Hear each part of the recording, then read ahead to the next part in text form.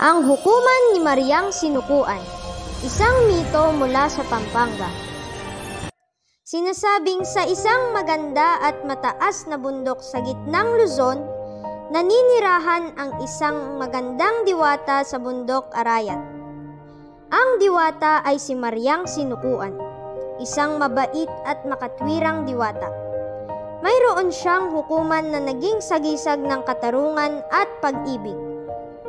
Sa kanyang hukuman, nagtutungo ang mga tao at hayop na nakatira sa bundok Arayat upang magsumbong at humingi ng payo. Isang araw, narinig ni Mariang Sinukuan ang taghoy ng ibong Martinez. Ipinatawag niya ang Martinez sa kanyang hukuman.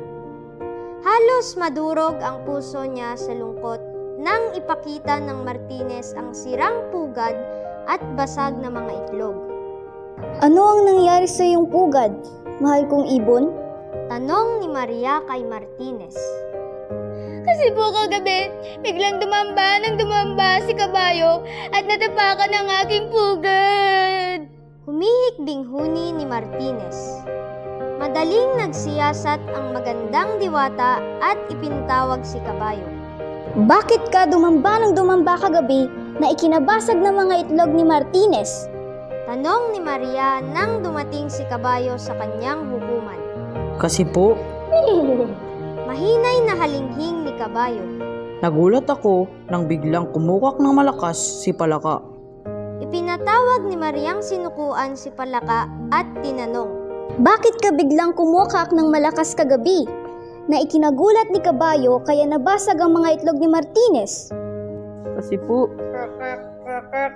Paos na kokak ni Palaka. humingi lamang po ako ng saklulo dahil nakita kong dala ni Pagong ang kanyang bahay. Agad namang ipinatawag ni Maria si Pagong. Bakit dala mo ang bahay mo kagabi? Kaya natakot at kumukak si Palaka at dumamba si kabayo kaya nabasag ang mga itlog ni Martinez? Kasi po, Humihingal na paliwanag ni Pagong. natakot akong masunog ang aking bahay. Dahil nakita kong palipad-lipad si Alitaptap at may dalang apoy. Ipinatawag naman ni Maria si Alitaptap at tinanong. Bakit may dala kang apoy kagabi?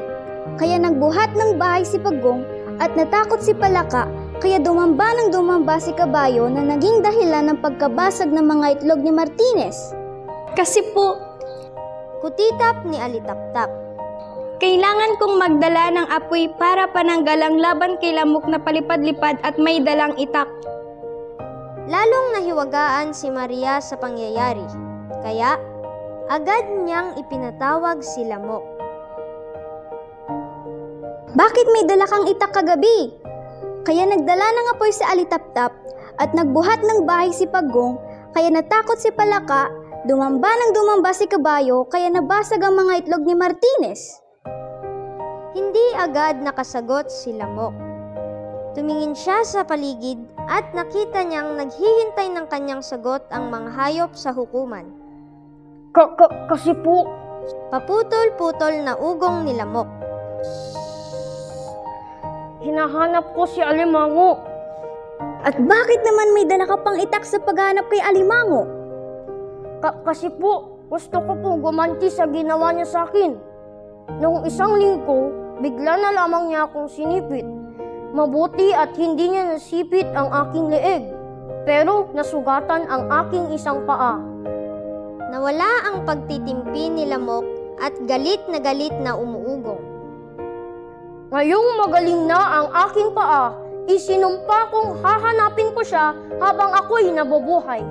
Alam kong nagtago siya, pero susuotin ko ang lahat ng butas at bitak hanggang makita ko ang taksil na si Alimango. Masyadong nadala si Lamok ng sama ng loob at wala sa loob na iwinasiwas ang kanyang itak. Hindi sinasadya, dumulas ang itak sa kanyang kamay at muntik nang tamaan sa ulo si Palaka. Sa takot, napalundag at kumukap ng malakas si Palaka. Dahil nagulat, dumamba si kabayo. Dala-dala ang kanyang bahay na nagtago si Pagong. Nagningas ang apoy ni Alitaptap at lumipad na dala ang pugad ni Martinez. Itinaas ng magandang diwata ng Arayat ang kanyang kamay para payapain ang lahat. Pagkatapos, itinuro niya si Lamok at nagwika. Masyado kang marahas, Lamok! Nagulong ang aking kaharian nang dahil lamang sa sama ng iyong loob kay Alimango. Dapat mong malaman na ang karahasan ay nagdudulot ng kapahamakan. Pinagbawalan niyang magdala uli ito ng itak.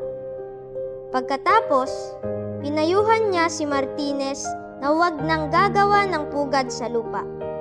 Mula noon, sa tuktok ng punong kahoy na gumagawa ng pugad si Martinez. Pero, matatakutin pa rin at malakas kumokak si Palaka. Dumadamba pa rin ng dumadamba si Kabayo kapag natatakot. At dala-dala pa rin ni Pagong ang kanyang bahay. Samantala, lagi pa ring may dalang apoy si Alitaptap kapag gabi. At ang Lamok, matigas ang ulong hinahanap pa rin niya si Alimango at lihim na nagdadala ng itak tuwing gabi. Kung may naririnig kayong kulisap na paugong-ugong sa inyong tainga, ang Lamok iyon, sapagkat hanggang ngayon ay hinahanap pa rin niya sa butas ang Alimango na akala niya ay sa butas ng tenga na ninirahan.